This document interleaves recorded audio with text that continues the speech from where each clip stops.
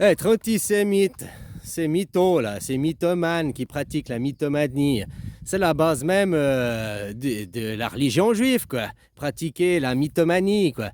Tout mentir, c'est le mensonge, sur leur fond, c'est le mensonge, quoi. Qu'ils te traitent d'antisémite, c'est faux, ça n'existe pas. C'est prouvé par la science qu'il n'y a pas un peuple supérieur, quoi. Donc, ils peuvent pas, quoi. Tu vois, tout est basé sur un mensonge.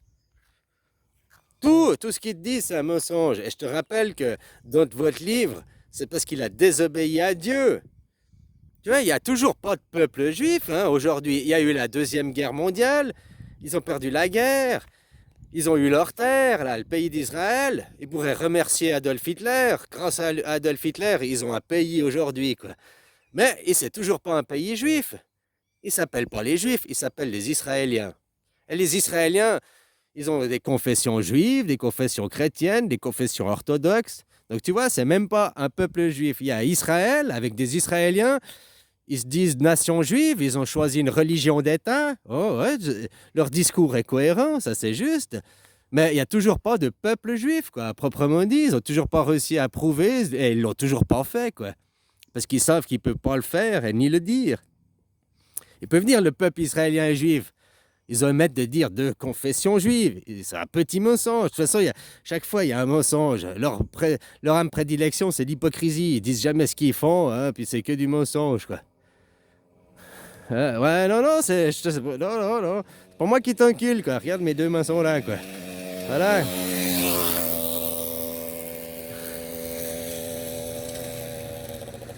Donc c'est un devoir aujourd'hui d'être antisémite. Ces mythes et légendes, toute cette fauquerie, cette imagerie, cette idolâtrie à un monde imaginaire.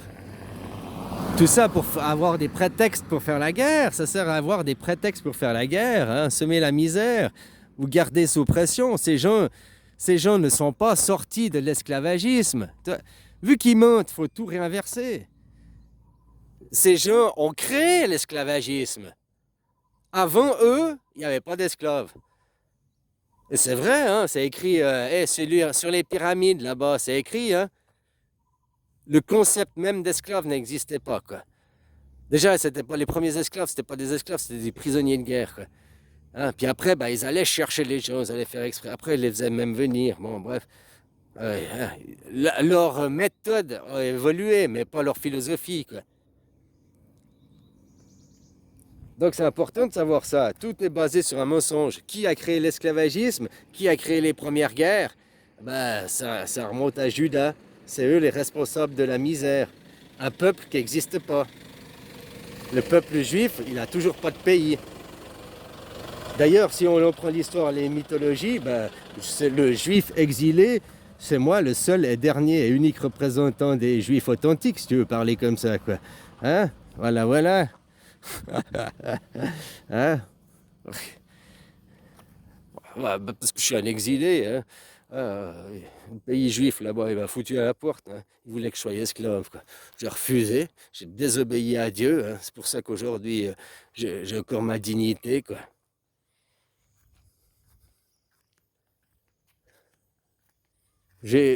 Abraham, il a la dignité d'avoir désobéi à Dieu pour sauver son fils Isaac, pour sauver le futur.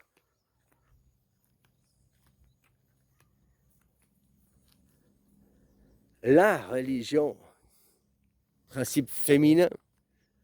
Un homme, le principe même de l'homme, il ne peut pas avoir la religion puisqu'il a les spermatozoïdes. Il a 10 milliards de religions potentielles dans ses couilles, quoi.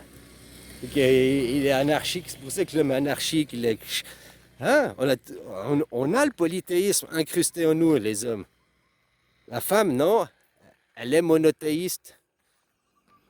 La femme, elle a ses deux ovaires, ses deux trompes. Mais quand elle a ses règles, on te dit qu'elle choisit un des mondes. Elle choisit un des mondes.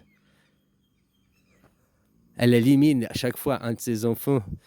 Ouais, je sais pas, discute avec des vraies femmes qui se sont découvertes psychologiquement, qui se connaissent vraiment, qui vont, que tu arrives à pas toi aussi avoir les préjugés, à écouter, puis pas, tu sais, elles vont pas se dévoiler comme ça. Hein. Elle va jouer, Je suis la fragile, je suis ci, je suis ça. Non, c'est pas moi, non, c'est pas. Une... Que tu comprends aussi le principe d'une femme, elle n'avouera jamais son crime. Si elle te trompe, juste, elle enterrera son secret, elle l'emmènera dans sa tombe, hein. Leur sacrifice qu'elles font tous les mois, elles l'emmènent dans leur tombe aussi, dans leur psyché. Parce qu'on aussi, elles ont été élevées à garder ces secrets pour eux, quoi. Bref, tu es qu'un Abel. Tu gardes l'argent ou bien tu gardes le vivant. Il a tué celui qui était en contact avec la nature, il a tué donc le divin pour garder le matériel. C'est ce qui s'implique aussi dans la psyché de la femme beaucoup plus matérialiste. Elle n'a pas de divin en soi, non. La femme, elle se relie à une religion. La femme a besoin de cette idolâtrie et de se sentir soutenue, d'être un groupe. Voilà, c'est les principes psychologiques, c'est comme ça. C'est parce qu'aussi, je pense qu'on est élevé comme ça, le conditionnement. Tu vois, dans le genrisme, je suis contre le genrisme à cause qu'ils veulent sexuer l'enfant. Mais je suis contre aussi le stéréotypage de dire à un enfant, toi t'es un garçon, toi t'es un garçon, et lui le dire et lui l'incruster dans la tête juste parce qu'il a des couilles, ou bien juste parce qu'il a un vagin, lui dire t'es une fille, t'es une fille. Ne pas lui laisser découvrir ses affinités de lui-même. Parce que peut-être il va grandir et il va se sentir des affinités féminines, ça ne fait pas de lui une fille. Ça fait de lui un homme sensible qui a son côté féminin qui est plus développé que son côté masculin, et des femmes ont le côté masculin, le côté guerrier beaucoup plus développé que le côté sensitif. Ça, c'est pas mal ou c'est bien, mais il faut arrêter aussi. Dans le genrisme, c'est de la merde. Par contre, ce qui permet, c'est d'ouvrir les yeux sur votre stéréotypage. Ça, c'est aussi de la merde. Stéréotyper les gens et les conditionner. Et après leur dire, non, c'est comme ça parce que la société a décidé, parce que la convention, parce que la normalité a décidé. Et tu ne peux pas être toi et vivre ton individu comme tu veux, quoi. Pourquoi si tu as envie de te déguiser en fille, tu peux pas? Ou bien t'habiller avec une tenue, je sais pas, comment ça s'appelle, ils font au Japon, la hentai, ils ont des tenues comme les gens des dessins animés, quoi. Comme les gens qu'ils aiment, ils s'habillent la même chose. Pourquoi vous, dans la société occidentale, pas que occidentale, mais dans beaucoup de sociétés, c'est encore marginalisé. Regarde la société musulmane, hein. Les hommes, ils portent tous des robes, là, leur toge, machin, quoi. Tous habillés à la même chose, leur turban sur la tête, leur machin, leur style vestimentaire, c'est tous le même. Tous uniformisés, quoi. Parce que leur psyché est uniformisée. Encore plus, je te dis, ils sont encore plus conditionnés, uniformisés. Et ça sert qu'à semer la guerre, hein, de toute façon, faire des enfants guerriers. Voilà, il faut être antisémite. Antisémite et légende, anti le monde imaginaire.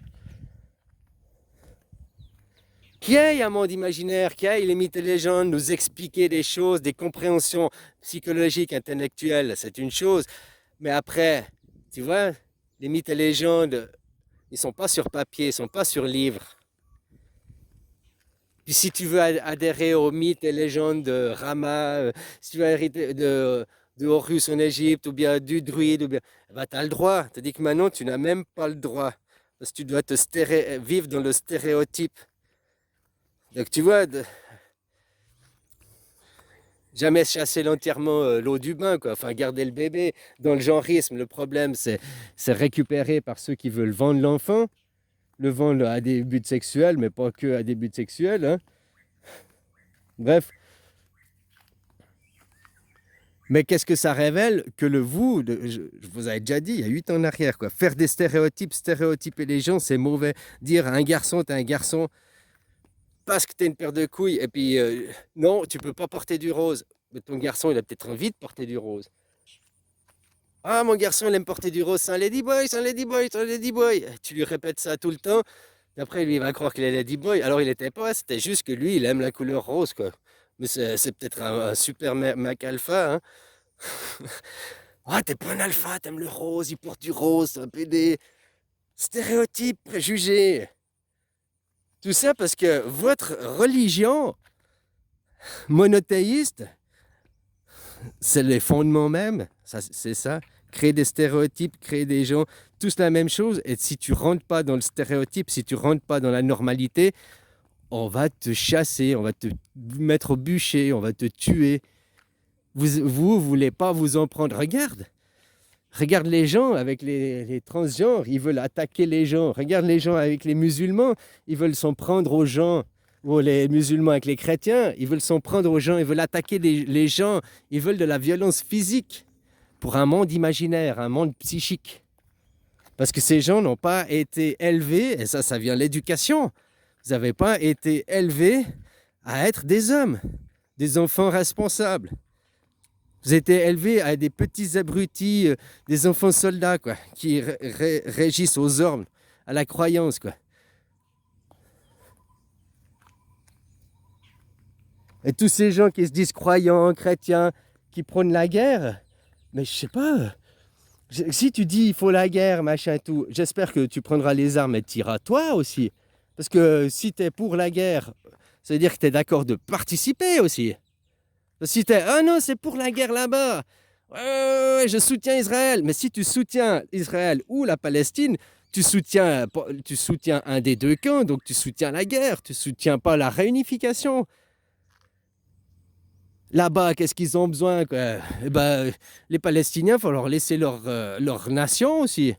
Ils étaient là avant, quoi, juste comme ça. Ils avaient déjà planté le drapeau avant. Puis dans un monde de colonisation, celui qui a planté le drapeau en premier est celui qui fixe la loi. Donc les Palestiniens fixent la loi là-bas, si on veut parler comme ça. J'ai dit maintenant, le drapeau juif va être la croix gammée. Et vous allez être sous tutelle bouddhiste. On va vous enseigner.